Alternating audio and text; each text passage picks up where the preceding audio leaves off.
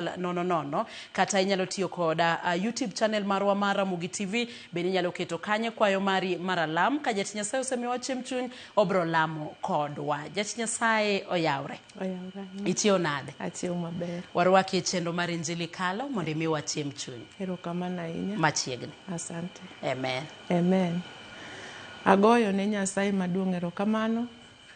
Kuom nyinga iluonga ni Alice Wanga. Anyalego Kaluo e piny Siaya. Nyasaye olosona dak e gweng' mar Utende. Yesu Kristo en jawar mar dhod chunya. Gisani awuok e kanisa mar Deeper Life Evangelism e branch mag Omongo kotelna gi Pastor Charles Ochieng Okumu. Amen. Koro chunya ogone Nyasaye maduong' erokamano. Okinyi maber ma Nyasaye osekelowa ka. An kod wach matin madwaro mondo mi washare ka wan kamoro achiel kuom wach Kristo, nikech Nyasaye ma jang'wono osemiyowa thuolo maber kod okinyi. Koro nikech thuolo ka ok aketo thuolo abiro dhi e ndiko e wach madwaro mondo mi wapuonjre. Message ma Nyasaye omiya gokinyi en gima ni kama tut, en mabor to en matut, to gi jal manyalo gole. Koro gima ni kuma tutno emwadwaro mondo mi walalre, mondo nying Yesu mondo mi oyud duong'. Koro abiro some buk mar jo Ecclesiastes 7 matindo 24. Kane manitie wach madwaro mondo mi wawuoye matin, to kuom yie kendo kuom ng'uono ang'eyo ni nitie wach ma Nyasaye biro timo ne jal moro man kod dwaro kendo man kod winjo. Ndiko mar Nyasaye wacho ni giman kuma bor modhi matut, ng'ama difwenye. Abiro siro kod ndiko machielo mawuok e ndiko mar Jo-Ibrania 19 matindo 11. Bang'e wabiro winjore kuom wach Nyasaye, kendo ang'eyo ni nying Nyasaye biro yudo duong' ka Nyasaye notimo ne jal moro, ng'at achiel kata mana ji ariyo, jal moro man kod dwaro. Omiyo wach machielo wuok e muma mar Jo-Ibrania 19 matindo 11. Kanyo manitie wach madwani mondo asirgo wach noendo mawacho niya: to Kristo osebiro, en jadolo maduong' mar gik mabeyo makoro nitie, nokadho hema man gi duong' moloyo kendo malong'o chuth. En hema ma ok los gi lwedo. Tiende ni ok en mar piny mochwe. Nodonje kama ler dichiel kende, ok gi remb diek gi nyiroye, to gi rembe owuon. Kendo osekelonwa warruok mochwere, nikech remb diek gi rwedhi norem kod buch roya Amen. Nikech ka remb diek gi rwedhi kod buch roya mowang' ikiro kuom jochola mipuodho ringregi gidoko maler, to remb Kristo diluok chunywa machal nade. Kuom Roho Maler, Kristo nochiwore owuon ni Nyasaye kaka misango maonge mbala. Agoyo ne Yesu Kristo erokamano okinyi maber ma Nyasaye oseloso. Wan ka adwaro ni mondo awuo kod ng'at achiel kata jal moro kamoro amora jawinjo, kamiwinja kata kaminena. Wan kod Nyasaye e thuolo moro ka Jatich Nyasaye ma jayalo ne wuoyo, Nyasaye nomiye fwenyruok. Wan kod gimoro mantie kama bor. Gima ni kuma bor en gima ng'ato nyalo neno, kendo king'iye tinyalo sieme, inyalo koni gicha te anene lokacha. To en gima inyalo neno gi wang'i, lakini gimodhi mabor kata giman mabor to en kama tut. Tiende ni gino en gima kata kimanyo to ok inyal yude. Koro mae wach makela kod okinyi masani. Wan kod jomoko makata nitie weche moko mosebedogo kendo osebet kowuotho, kata kamano osetemo manyo, kendo samoro penjore ni to ang'o matimore e ngimana. Kotemo mondo mi ong'i, kata mondo mi openjre, kata mondo mi oyud duoko maber nyalo tame. Wan kod weche moko ma jawasigu nokawo moketo kuma bor to soe kama tut. Koro kama tutno kata kimanyo ok inyal yude. To mae momiyo Nyasaye oloso thuolo gokinyi ka okela piny e Ramogi ka mondo mi wawuo kendo mi mondo wafweny kata ng'ato nyalo fwenyo. Samoro ng'ato nyalo penjore e chunye, onyalo bedo tuo, en gima isemanyo kendo kiwuotho koni gi koni, isewuotho kata mana kuom ajuoke kata mana kuom dakteche, lakini en gima ni matut, kata koro gimanyo ok nyalo yude. Samoro wan kodi geno ni be oserumo, ipenjori iwacho ni to kara an natimo ang'o, mara ni biro chalo nadi. Okinyi ma kawuono ni abiro kod jal moro manyalo manyo gino makata en gima nodak e remo, kata mane ichogo, kata mane iondhundho, kata en manoa kama chal nade. Wan kod Yesu ja Nazareth, jal manyalo manyo gima ni kuma tut, mabor mopondo ma ok inyal nene. Ndiko mar Nyasaye wacho ni ng'ama difwenye, kendo en ng'ama ding'e kama entie, ng'ano madigole kuro. Mae momiyo samoro isetemo gi paro ni kod riekoni, isetemo gi mwando ni ore mok nyal, isetemo gi sombi ok nyal. Gima ni kama tutno en pesa ok nyale, kata mana somo be ok nyale, kata riekoni be ok nyale. Wan kod mier moko mamon osechandore, chunygi chandore samoro kata kaka janyuol. Inyayudo kata ka ng'ato nonyuolo nyiri mabeyo, nyithindego nitie kong'iyo, ginyalo wacho kizungu malong'o, ginyalo ler kendo gin nyiri mabeyo kata samoro man gi chia. Kata kamano jasigu odagi nikech nitie gima nopand kama bor ma kata kong'iyo to konyalo yudo. Samoro nyalo wuotho, inyalo do kata kanyo moko kata mana nyieke ni kata mana kor gweng'.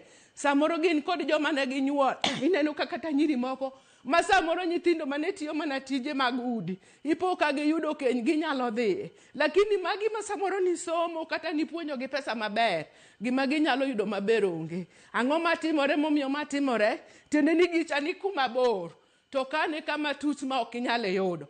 Koro wago kinyi ni wan kod wach Nyasaye mangima kendo tiyo, ma en wach Yesu Kristo. En jal ma ka ng'ato fwenyo, to wachno nyalo golo gik moko te. Nyaka mano opondo mano ok inyal ng'eyo korgi, kata ma ok ing'eyo ni ang'o manotimore. Nikech wan kod joma chulo gope, gope gin gope mano giolo. Lakini wan kod jal miluongo ni Yesu gokinyi, en onyalo manyo gima tut modhi kama bor, ma samoro isewuotho kimanyo, ipenjori ni ang'o manotimore. Samoro wan kodi ka gokinyi inena, kata samoro inyalo winjo sauti ni kata bed mna ninda kitanda. Adwa nyisi ni nitie Yesu Kristo, mamuma wuoyo kuome ni jalno nodonjo kama ler nyadichiel kende, to nodonjo kod rembe owuon, ka remb diek kod gwen norem, ka nitimo, ka nimanyo kiparo ni mago ne nyalo kelo ngima, kata ne nyalo miyo dala moro dongo. Lakini dala no nok nyalo dongo, gik mane kwere otimo miyo koro mier moko koro thirno, nyithindo koro chulo gope magin nok giolo. To kawuono ni gokinyi abiro mondo mi aparni wan kod jal miluongo ni Yesu Kristo, jal ne manoloyo duto, jal ne manapo ka kinde moro apo karadogo e ngimana, ka koro ngimana oleo, wasigu nyiero kendo koro ngegi maber geno rumo, takelo ka jaduok geno miluongo ni Yesu Kristo, Nyasaye maduong' moloyo duto te. En ka ng'ato yude kata komako lwet ng'ato, to nyalo timo ni maber nyathi Nyasaye, kendo nyalo golo ngimani mimiyud gik mabeyo. E sama ne weche tek manapo ka koro nok nyalre, Nyasaye no napo ka noa malo, nikech en onyalo nono gimodhi matut, motamore ma ok nyalre. E sama koro ne nyathi otamore, Yesu no nobiro kod rembe owuon. Gik ma manyasi ok ne nyalo, gik ma rembe diek no ok nyalo. Ka Yesu no biro, en obiro none nikech iluonga ni bulldozer. Obiro manyo gimopondo man mabor, man matut. Obiro kunyo, obiro gole kod misene te. Nyasaye no biro ani malo, biro timo ni maber. Okinyi maber ka wuoyo ka jotich Nyasaye, dayude dhako moro ma samoro kwamo. Okoni achal nade, samoro nyathi otami kaka notama. Ni wan kod Yesu ja Nazareth, iluongo ni bulldozer, obiro pielo te, obiro kunyo mogolo kod kukene. Okodeure ni jasigu nogero ang'o e ngimani, ma kata notiyo gi mwandu machal nade, kata nogero gorofa maduong', ma samoro king'iyo tido ka geno rumo. Wan kod jomoko kata kod sani, ma samoro seketo kata mana sumdwaro mondo mi obadhi. Abiro ka kod Yesu ja Nazareth, mamuma wuoyo kuome kawacho niya, jalno nodonjo kama ler nyadichiel kende, nobiro kod rembe owuon. Gik manotamo kwere, gik manotamo anyuolani, ka ng'ato yudo Yesu ja Nazareth, okinyi maber ni japuonj no biro kedoni, obiro bedo ni Nyasaye obiro loko nyingi. Kata koro nyi wuotho kionge geno, kata koro dala nyale ogwamo matek, wan kod Yesu ja Nazareth, Nyasaye maduong' moloyo gik moko duto te. En e jal manyalo ne ng'ato e gik mokwamo duto kaponi kele nyime. Nyasachwa no nyalo. Ma emomiyo kamoro amora ma intie, adwani mondo iyude yie moro matin, mondo ibir Nyasaye, mondo mi wasud kodo, mondo water wachno kuom Ruoth, nikech Yesu en jal manyalo. Yesu no komako lweti, obiro ani malo, naneno komako lweta, ka koro kisoni ochamo nyithi mamwa motieko. To sama narado kod Yesu ja Nazareth, napoko sonano nomako lweta, omiya neno nyithindo kod wang'a. Ma emomiyo gokinyi masani, samoro kaminena, in dhako ma chunye chandore, in dichuo ma chunye chandore, geno mari orumo, iwuotho kipenjori nabiro chalo nadi, kawuono akelo ni gima ber, miluongo ni Yesu ja Nazareth, jal makoa malo momako lwet ng'ato. En onyalo loko nyingi, ok odeore ni anyuola machal nadi, kata obedo anyuola ma ji nochayo maonge geno. Ka Yesu obiro kod rembe owuon, Mama wacho ni nodonjo kama ler nyadichiel kende, mana kod rembe owuon. Wach momiyo nodonjo kanyo, kata momiyo nochiwo ngimane, nochiwo mondo in modine maber, kata seche mano sande, ni sande nekech in. Ma emomiyo gokinyi masani jawinjo na, chunya dwaro mondo milosare yie moro matin, nikech nitie Nyasaye moro manyalo mako lweti, kamineno ma intieno, kamineno ma geno rumeno, kamineno ma nikoro ok nyalreno. Nyasaye mangima, en kod dwoko maber. Losa yie moro matin, kamineno ma intieno,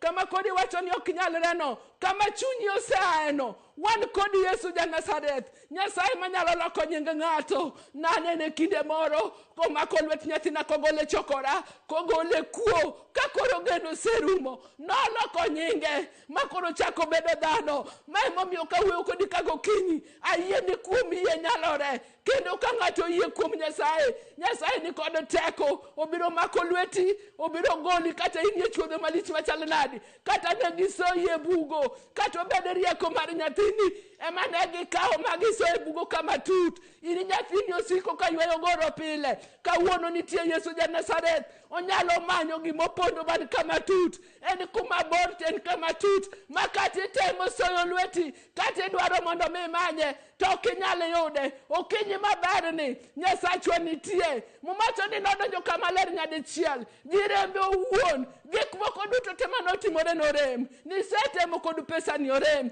isetemo kod riekoni mar dhako orem, isetemo kod dichuo ni orem. Chunya ogone Nyasaye malich ne erokamano kuom thuolo matin moselosoni. Jawinjo losade winjo moro, nikech nitie Nyasaye ma janyalo, Nyasaye matimo gik moko duto te maber. Ayie ni Nyasaye nobiro timo maber, kendo losa winjo mondo koro walam Nyasaye, nikech Nyasachwa no ni kod nyalo. Kama intieno ibed jalo matuo, losa yie moro matin mak kamoro miwinjo kalit, ka en wach moro matek, yie ni Nyasaye no dhi nyalo. We mondo walam Nyasaye. Erokamano Roho Maler, Nyasaye ma jakedo, Nyasaye ma janyalo. Ayie ni seneno jawinjo no kama nitie, Ruoth isetimone maber. Obed jalo matuo, nikech wach nende kini gima kendo tiyo, omulo nyaka chogo, owuotho nyaka fuondi nyaka yondhodho. Nyasaye seoro wachni, kamora mora moninde, Nyasaye timne maber. Yane malo kod duong' maler. Obede janeno ni kawuono ni, na winjo wachiera mogi TV,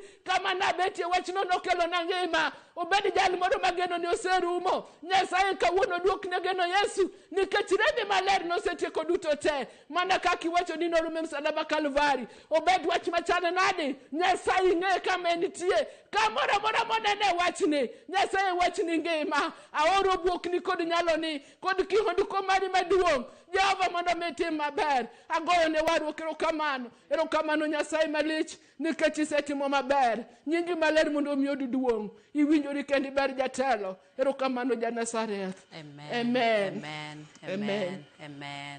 Wagone Nyasaye erokamano, kendo wapako Nyasachwa ni okinyi ni. Erokamano ni Nyasaye ma janyalo, Nyasaye ma bende neno matut, Nyasaye ma nyalo goli e chuodho, kendo nyalo goli e pidhi yugi, kendo nyalo keti kama kare. Wagone Nyasachwa ni erokamano, nikech wang'eyo ne Nyasaye ma janyalo, Nyasaye ma jatim ng'wono. Kata okinyi ni kamoro amora bende intiere, wang'eyo ni Nyasaye ne timo gimoro e ngimani, otimo gimoro e dier odi kanyo, otimo gimoro odiochieng' ma kawuono ni. Nyinge mondo mi oyud duong' kinde duto te, kendo wadwani mondo mi wakaw mana thuolo matin matin, yueyo matin, kaito bange ka waduogo to Jatich Nyasaye bro lamo kodwa. Ka okamano tikinde nyalo oro ote mari mar kwayo main godo mar alam e namba mar 23600 kata namba mar kata e channel marwa mar Ramogi TV e YouTube kanyo mar Ramogi TV nyalo oro kwayo main godo mar alam mondo